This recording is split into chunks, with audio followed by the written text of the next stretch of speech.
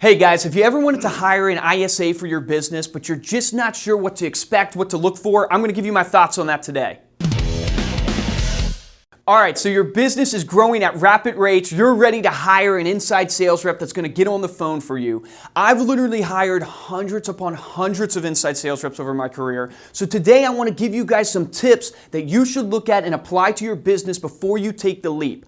After these tips, I'm going to do later videos that dives into each section specifically to give you a little bit more detail. But the first tip is you want to look at your structure and your systems. Are you prepared for your inside sales rep? Do you have a CRM? Do you have a dialer? What is your business development process? Where are the leads going to come from? For a real estate agent, you want to be looking at FSBOs, expired listings. You want to look at your centers of influence.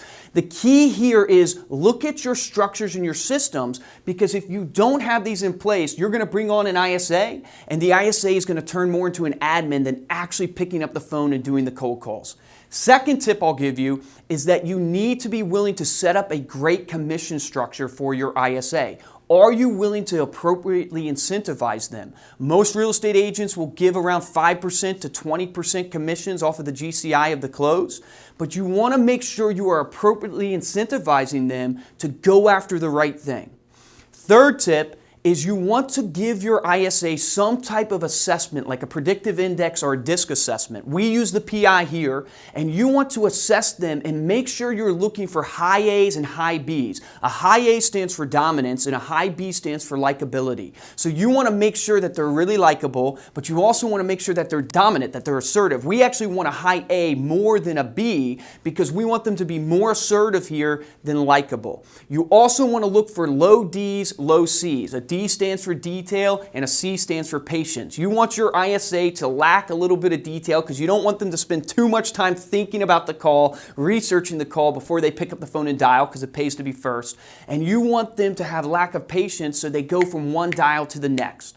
All right, guys, the final tip I'll give you when it comes to your interview process of your ISA is you want to make sure that you're interviewing over the phone. So many people tend to do face-to-face interviews with their inside sales rep, but that's not the job they're going to be doing. The job they're going to be doing is over the phone for you. So make sure that you actually have them leave a voicemail for you. Make sure they actually pitch you over the phone, that they go into objections with you over the phone so you can tell their voice inflection, you can tell how they bob and weave on the phone, how they sound.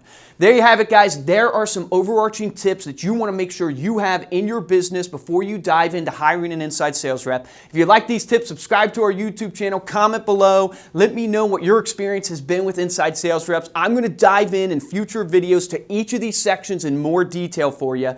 Check us out on Instagram and Facebook, but most importantly, take action on this today.